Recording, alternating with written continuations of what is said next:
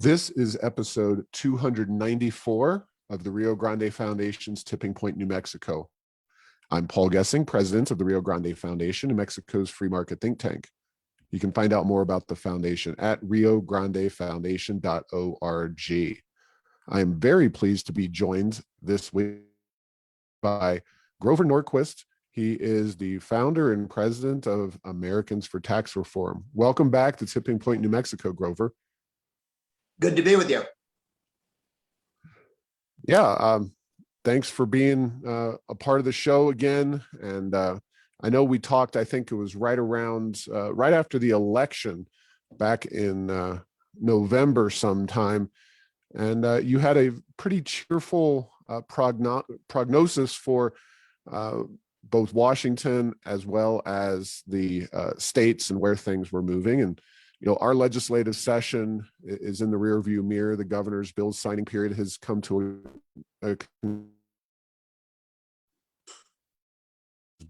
but buried in legislative work, there's been a lot happening up in Washington, D.C. with the Biden administration, and a lot of it, maybe all of it, is not good. And so I called upon you because I know your bailiwick is Washington, D.C.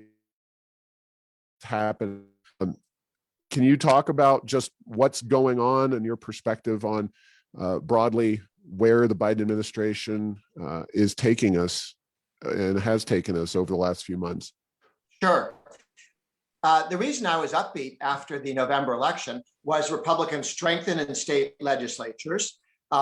All of the targets that the Democrats had trying to take over the state house in Texas, both houses in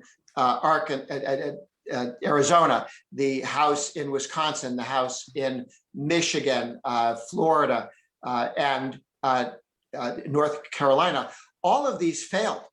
And measures which would have allowed the Democrats to gerrymander the House and state legislators were defeated. The Republicans picked up both houses in New Hampshire.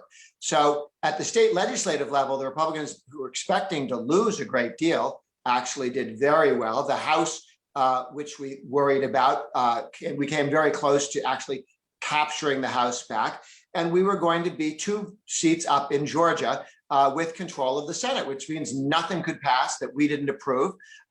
They couldn't raise a tax. They couldn't do additional spending. They couldn't do stimulus spending.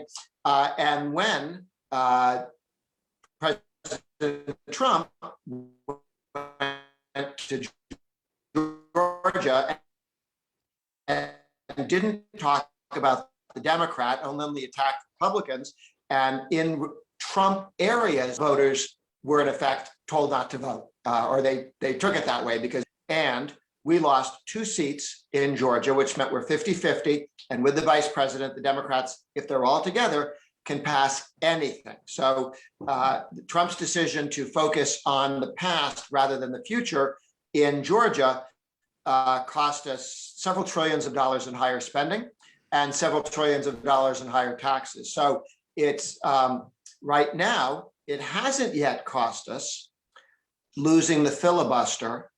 And if the filibuster was weakened or destroyed, which you could do with the 50 Democrats in the Senate and 1 vice president, but there are 2 senators, one in Arizona, one in New Mexico, who have not only said they're not going to change or alter the filibuster, but they just doubled down. Manchin of West Virginia did that in a Washington Post article where he said not changing it at all. You could have said, well, I don't want to abolish it and leave the door open to poking a hole in it or denting it or giving it some end run. And Sinema of Arizona also said in front of a left-wing group, I'm not doing that. If that holds, then no permanent damage will be done to the country. They won't add 12 states and make Quebec a state and gerrymander the Senate. They won't come up with federal laws to take over all state laws and have no ballot security issues. They can't do the PRO Act, which is the labor union grab bag that ends right to work in all 50 states. and has go to jail things. If you tell your workers that it's not a good idea to join a union, you're breaking some new law that they've got. So good news is that filibuster holds for the moment, and there's reason to believe it will hold for some time. And the Republicans will take the House and maybe the Senate back, but certainly the House if the Democrats can't change the rules, and that will stop the bleeding. Then no more bad legislation could pass without a Republican veto. That said, between now and 2 years from now, they're going to tax a lot and spend a lot, and it's going to be very bad for the economy. And we can get into the specifics of the horrors of their tax policy, but we'll look for taxes, look for spending, but not changing the rules as long as the filibuster holds and it takes 60 votes to change any of the election law or campaign finance law or labor law. So since it's already a done deal, let's talk about the Biden stimulus plan, quote unquote stimulus, $1.9 trillion, huge outflow of cash. I'm assuming that you would agree that this was not only not needed, but was mostly a giveaway to a lot of the Biden and Democrat special interest groups, in a way, even that the original Trump stimulus, were not the necessarily just grab bag in the same way that the Biden one was. Could you talk about that a little bit? Sure. This quote unquote stimulus, the $1.9 trillion spendathon, it's all the left wing interest. They gave money to museums and so on. They called it COVID. 1% had something to do with vaccines. Less than 10% had anything to do with COVID. Massive spending programs, all things the Democrats wanted, whether COVID had ever happened or not. There was no restraint at all. They didn't even pretend to negotiate with the Republicans to come up with something that could be bipartisan, that could pass with a 60 vote threshold. There were 4 or 5 COVID bills that passed during the Trump presidency with Republicans and Democrats voting for them.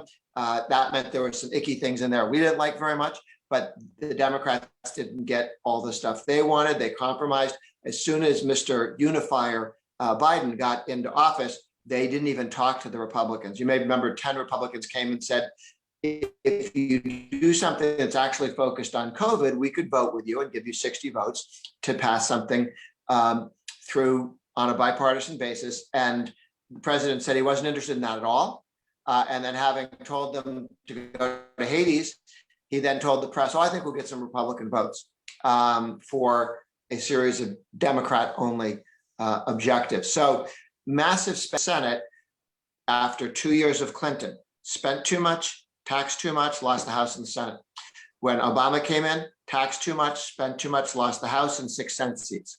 So they have thrown away their majorities twice before by getting some stuff, but not a lot. So this time they're kind of, we're going to lose in 2 years, so just survive.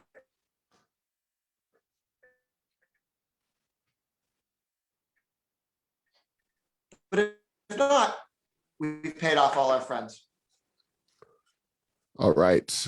Well, yeah, that was frustrating to watch and know that they could pass such a massive plan on party lines, barely party lines, and that, I know you mentioned Joe Manchin from West Virginia and Kyrsten Sinema from Arizona, and while they have incredible power right now, they went right along with that particular plan, which notably did not increase the minimum wage by $15 to $15 an hour. So that was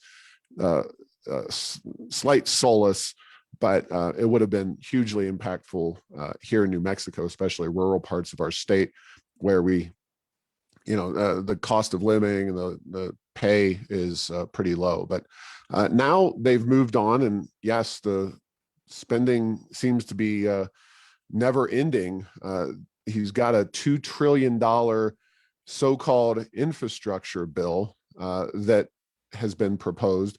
And according to, and maybe you can shed some light on this, because even though I spent time in Washington, parliamentarian was not quite a household word, even in DC a few years ago.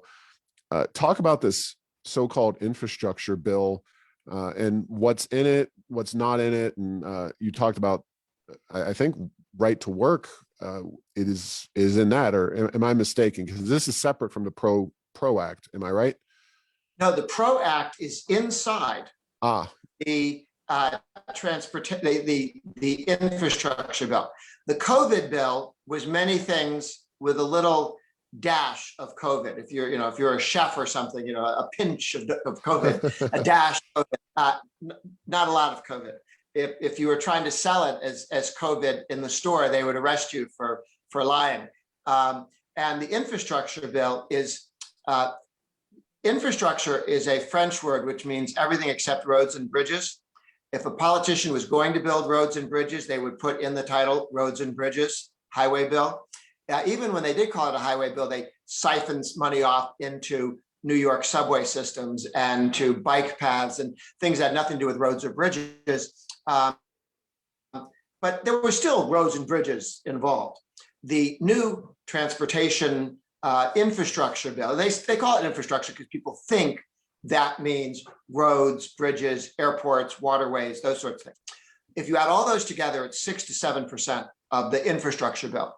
I had a Washington Post reporter interview me Friday saying, oh no, it's 25% if you count the $100 billion that they're going to subsidize rich people to buy electric cars with. That's infrastructure. No, it's not. It's corporate welfare. And it's subsidies to everybody who listens to National Public Radio and gets a $7,500 check when they buy an expensive virtue signaling electric car. So that doesn't help you or me get from here to there on a road that doesn't crumble or have potholes or bridges that don't crumble. That's giving money to somebody to buy an expensive car. How in the world does that count as? But even then, they can only get to 25% infrastructure, even when they define infrastructure rather broadly as corporate subsidies for people other than you that have no benefit to the average person. The other 75% doesn't even count for infrastructure. broadly, they just threw everything that they want in, and the establishment press repeats that it's a COVID bill and the infrastructure bill, because if you've got to write a headline, you can't have, mishmash of Democratic spending interests, today passed.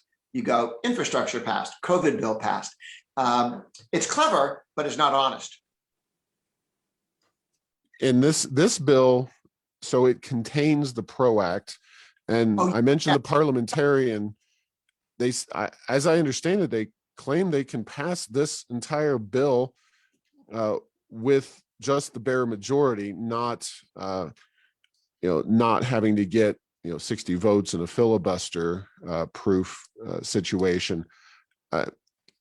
How can you ban right to work on a bare 51% or 51 vote majority? That seems like intense policymaking.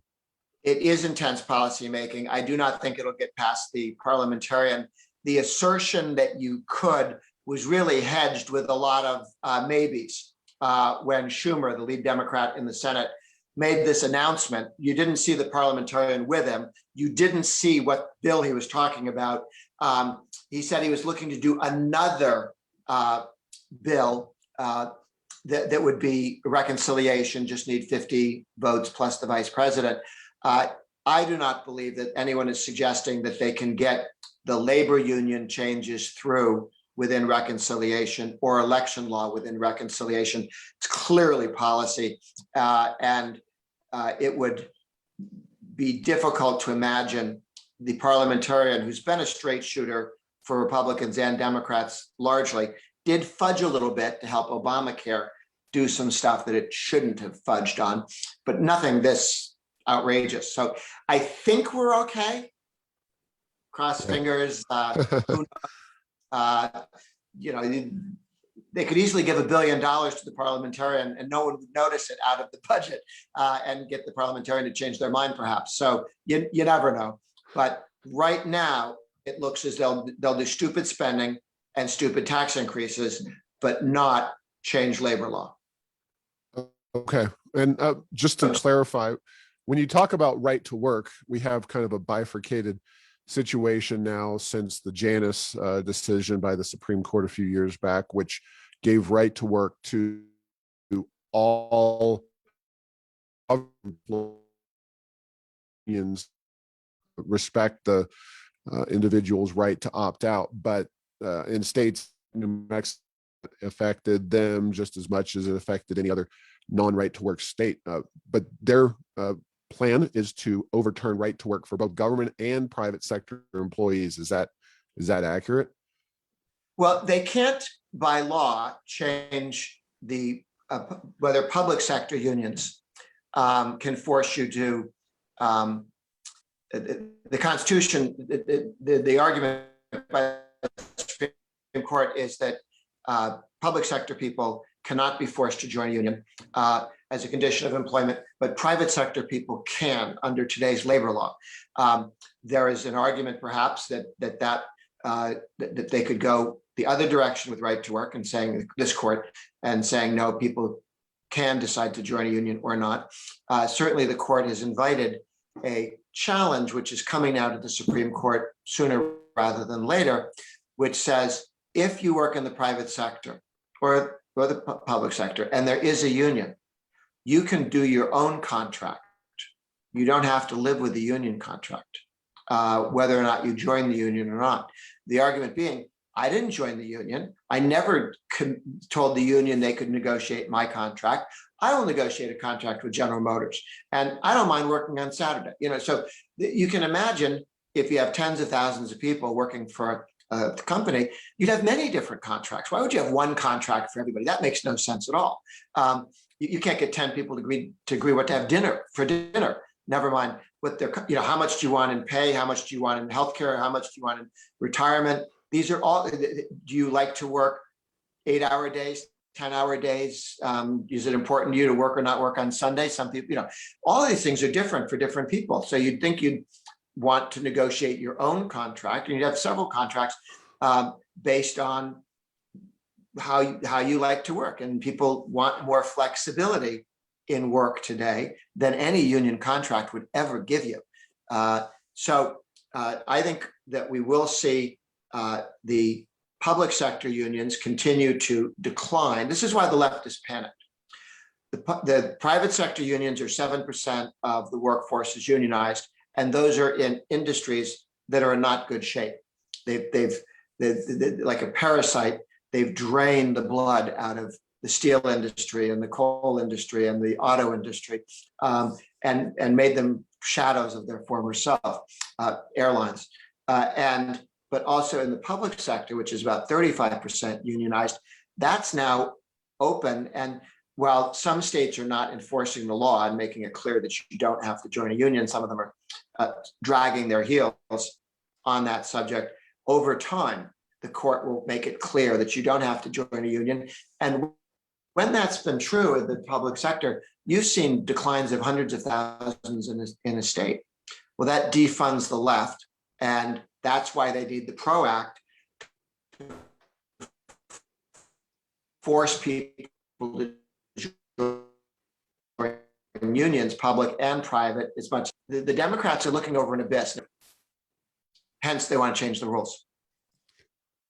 All right. Well, specifically on taxes, and we have two different bills. One, the already passed bill, supposedly COVID related, which apparently or somehow, I'd love to know more, says that states cannot cut taxes, which is very interesting. And then you mentioned the Biden quote unquote infrastructure plan. That bill has some tax increases, federal tax increases, of course, inherent in it. So let's talk about specifically taxes and how can they get away with telling states not to cut taxes? they claim that they say you cannot use the stimulus money or the money for infrastructure to cut taxes. Okay, the $2 trillion or more, they're going to $2-3 trillion that they're going to hand out to states. I'm sorry, the $2 trillion that they've already handed out or are handing out. You can't use that to cut taxes. What you can do is when more revenue comes in because the economy is opening up post as COVID gets in the rearview mirror, you can use additional revenue coming in to cut taxes. That's what Georgia just did. That's what Arizona is going to do. Arizona's voting to phase down their income tax to 2.5% using money that's already come in surplus. North Carolina has like a $4 billion surplus. They're using that money to cut the income tax. So they can't stop you from using your own revenue to reduce taxes, but they are claiming they can stop you from raising taxes by not giving you more money if you break that. That'll probably go to court. It'll probably be contested. I can see some people in some states saying, to heck with you, we're going to use that money and cut taxes, and you can sue us if you want. I think if I lived in Arizona, Georgia, or New Hampshire, where you have Democratic senators who voted for prohibiting local governments from cutting taxes, state governments from cutting taxes, and there are 3 senators up for election in 2 years, and you say, this jerk voted that we couldn't get a tax cut in Arizona, I say, let's throw his backside out. Same thing in Georgia, same thing in New Hampshire. So I think they made a mistake in saying, we won't let you cut taxes, because now every Democrat in the Senate put themselves out front and said, we're going to stop you from getting a tax increase on your own money in your own state. Now, other tax increases that they want. Today, the president said he might be open to a gas tax in a meeting with Democrats. It's just breaking news just before we went on to do this interview. And that certainly breaks the promise that he made that he wouldn't tax anybody on anything who earn less than $400,000 a year, because many people who drive cars earn less than $400,000 a year. Add to that, he wants to raise the corporate rate from 21%, plus the average state corporate tax is 5%. So it's 21 is really 26%, up to 28%. And they add another 5 to that. So you're really at 33%, which would be highest in the world, higher than communist China, competitive with no one in the country. No one in the world has a corporate rate as high as Biden wants to bring the American rate up to 33%, 28% federal, 5% state, local. So this is a huge problem for American competitiveness. Second, 90% of Americans have utilities that are run, private sector utility companies who pay the federal income tax, and by law pass that federal income tax directly to you as a customer. Every federal tax on a utility goes right through to you. And when those taxes were cut under the Republicans in 2017, every one of these 90% of these companies that provide utilities to 90% of Americans, they cut their utility bills by billions of dollars because they're no longer collecting taxes and they couldn't pass the taxes on. When Biden comes in and says, we're raising the corporate income tax, all of your utilities, 90% of Americans will see their utility bills go up to pay those taxes. So you are paying the corporate tax increase that Biden's putting on utilities. On other businesses, the cut in, or the increase in the corporate rate will make your 401k and your IRA worth less, because 53% of Americans have a 401k and or an IRA, maybe both. 53% of households have a 401k IRA, and when taxes are increased on companies, the value of a company goes down because you're reducing its after-tax cash flow. That makes it worth less. Anybody wants to buy stock in that company. So your 401k and IRA are going to decrease in value. And 53% of the American people do not earn more than $400,000 a year. So once again, he's going straight at the middle class and saying, you're trying to save for your retirement. I say, I'm going to reduce the value of your 401k IRA. He also wants a gasoline tax, an energy tax, not a gasoline tax. He may be for that, he may not, we'll see from what he leaked today. But an energy tax hits gasoline. So you don't have, a carbon tax is a gas tax. Plus it's a tax on natural gas, on home heating, on your energy, on your electricity. On on every American, on everything that you buy that gets trucked to stores. I mean, huge challenge and devastating to lower income people, middle income people. When you have a corporate income tax, 70% of that corporate income tax goes directly, hits people in lower wages. Why is that? When we cut taxes under the Republicans, the corporate rate, you saw an increase in capital per worker. And that led, in 1 year alone, 2019, the median income salary for a household went up by $4,400. It's a 6.8% increase in the median income. So tens of millions of people saw their taxes go down, the corporate taxes go down, and their pay go up by $4,400. And that's not a one-time thing, that goes into the future. When you raise the corporate tax and people have less money per worker, less capital per worker, that goes down the other way. So it's going to be very expensive for workers in lower pay and fewer jobs. And you don't have to have $400,000 pay increase in order to see your pay go down, thanks to the corporate income tax increase.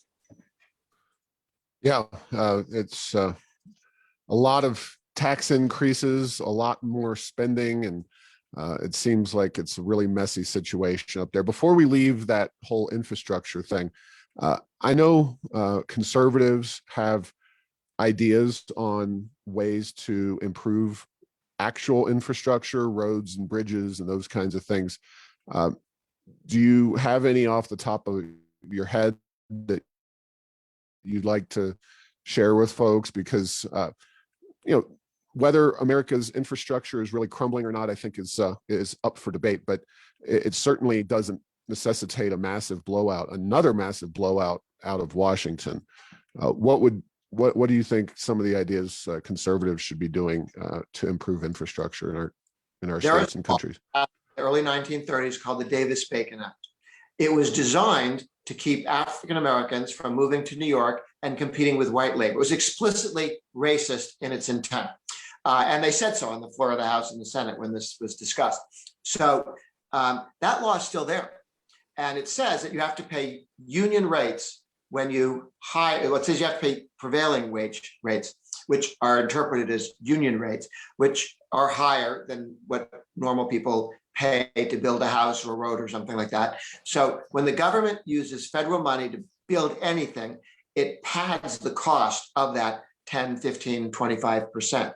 So when many states had mini Davis-Bacons, they had prevailing wage rates at the state level, in addition to the ones at the federal level.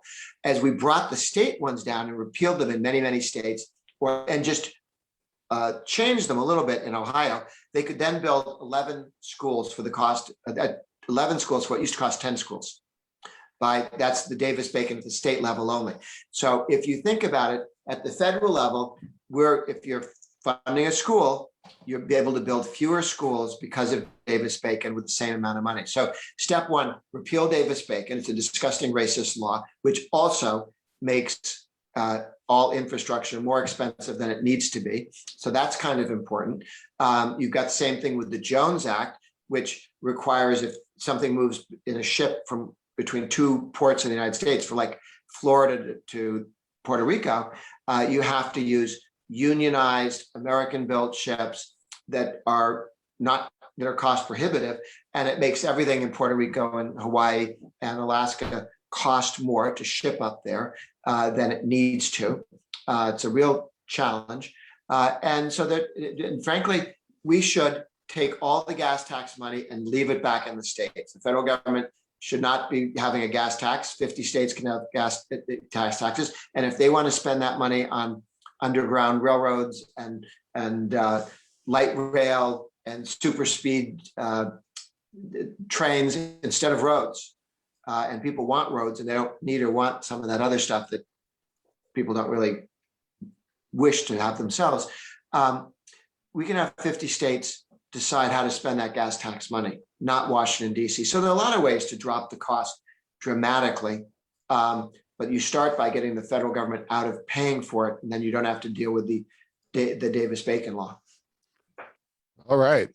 Yeah, there's a lot going on, as I said. Thank you for providing so much information on all these different issues that are actively moving or being discussed in Washington. Few more things. Grover, you were on the board of directors. I'm not sure if you still are, of the NRA.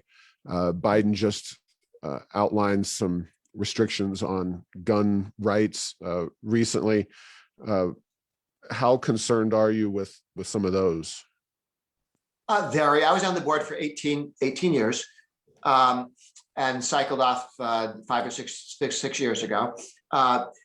But the NRA does very important work in protecting people's Second Amendment rights. There are now more than 20 million Americans with a concealed carry permit, and 20 states where you don't need a permit.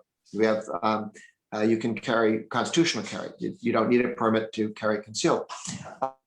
So we've made some real strides. The Supreme Court has ruled that the Constitution, the Second Amendment, actually means exactly what it says, and that people have the right to keep and bear arms, not just people in the army. So Biden's efforts are problematic in two senses. That anything serious he does would be struck down by the Supreme Court. Probably some of the stuff he's doing, the regulatory injunctions, are because they discriminate against people's Second Amendment rights, probably won't withstand scrutiny, but it takes a while to get to the Supreme Court and get something like that overturned. Interestingly, there was a gun control play during the Clinton first 2 years, which helped him lose the House and Senate. And Obama was doing the same thing, which helped him lose the House and Senate. So it does suggest the Democrats have not learned anything from losing the House and Senate after 2 years of Clinton and losing the House and 6 Senate seats in the 2 years after Obama. And now Biden is doing the exact same play, which will also bring people to the polls to vote the Democrats out.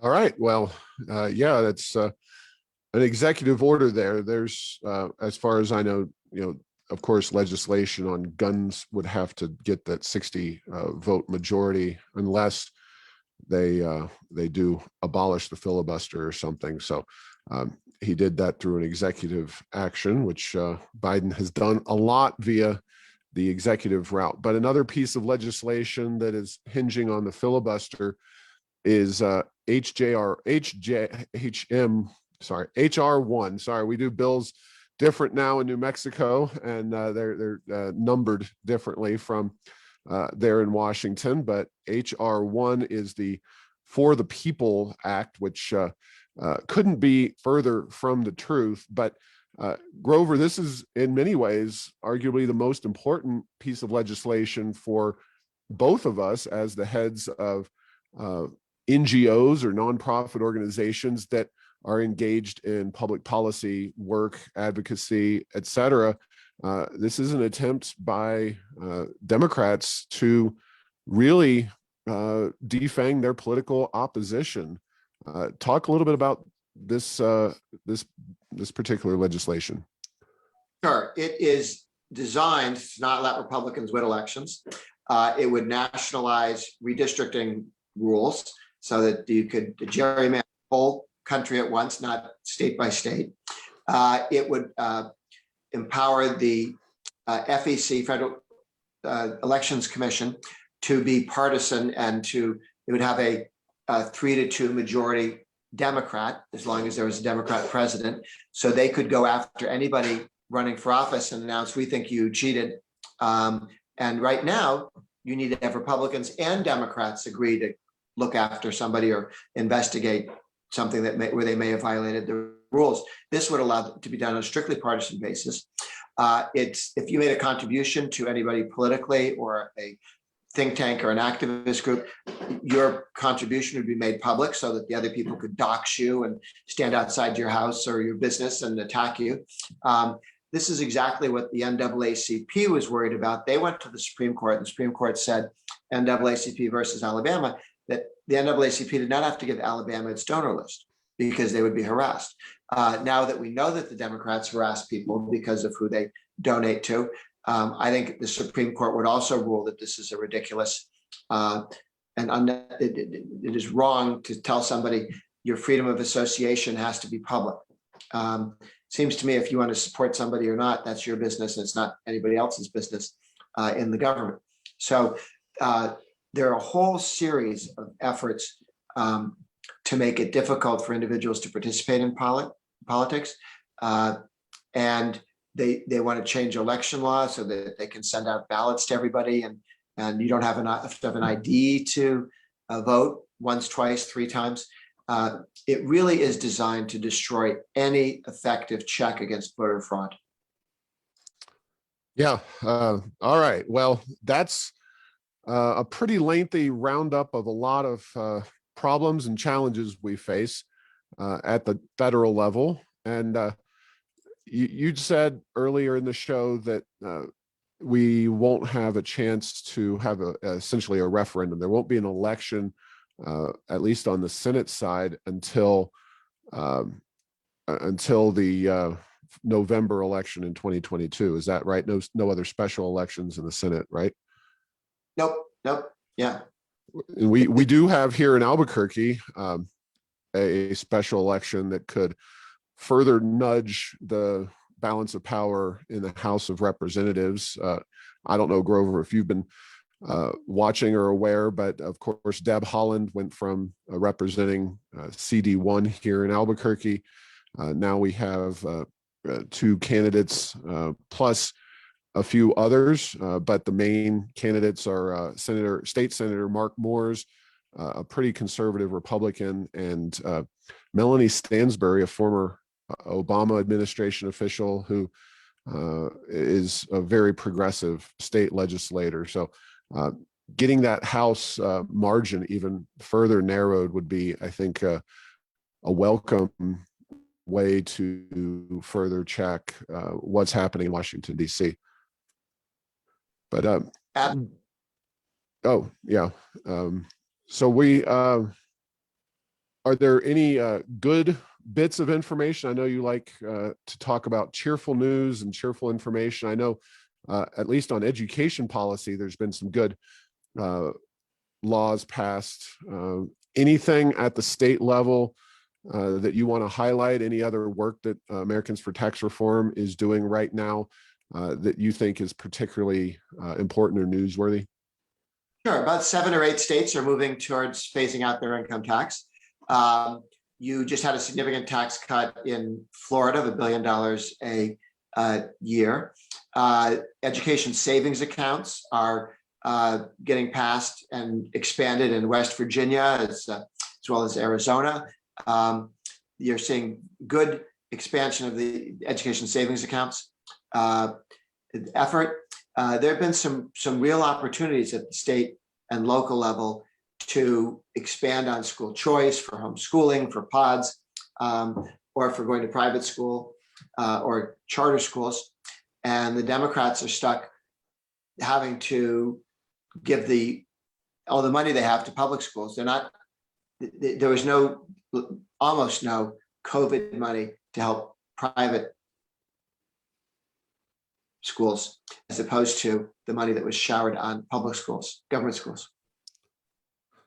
Yeah, certainly what's happened in West Virginia and Kentucky is really incredible, and it'll pay off in long-term dividends by improving educational outcomes, I think we hope, and also reducing the power of the unions.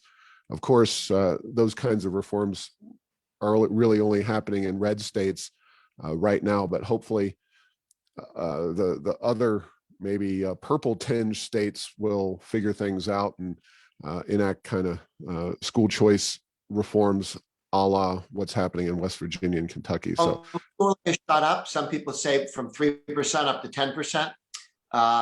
There have been a lot of, we'll see how permanent that is, but people are much more comfortable with homeschooling, having lived through the pandemic. I don't think the teachers unions thought this through when they tried to keep the schools shut down for an additional year, that people could go, you know what, we can do this ourselves. Not everybody feels they can, but you get 10% of people homeschooling and 10% in private schools. Now you're talking about really cutting into the market of the public schools. And you, of course, live in Washington, D.C. proper. How are things reopening or lacking in reopening there in Washington, D.C.? It's low. I mean, I was traveling last week in North Dakota and Nashville, they're much more open than DC. You talk to people in Florida, they're much more open than DC. DC is going to be a late adapter because you have so many people who just like the idea of telling other people how to run their lives. No doubt about it. And I don't know, New Mexico reopened our schools fully in person on April the 5th, which was a lot longer than we had hoped for. But finally, the governor seemed to just rebuke the unions and move ahead with April the 5th, which was, like I said, a lot slower than it could have been or should have been. But as with anything, it could have been much worse. So find out about your organization. Again, any information, websites, Twitter handle, etc. Sure. HER.org is the website. HER.org is an Americans for Tax Reform. And I tweet at Grover Norquist. And we'd love to have people come and join the conversation at our website. All right. Thanks for your time today. Good luck up there with that flood of generally terrible legislation, generally bad policy, and hopefully you all and we all as a country can endure it, because it's really troubling what is happening up there in with Biden and Congress, et cetera. And hopefully we can put a stop to it. So with that, thanks for listening to this week's episode. Find all episodes at tippingpointnm.com or at the Rio Grande Foundation's YouTube channel. Subscribe to this show at Apple, Stitcher, or have your Google Home play Tipping Point New Mexico. Thanks to Path 3 Marketing for producing this show.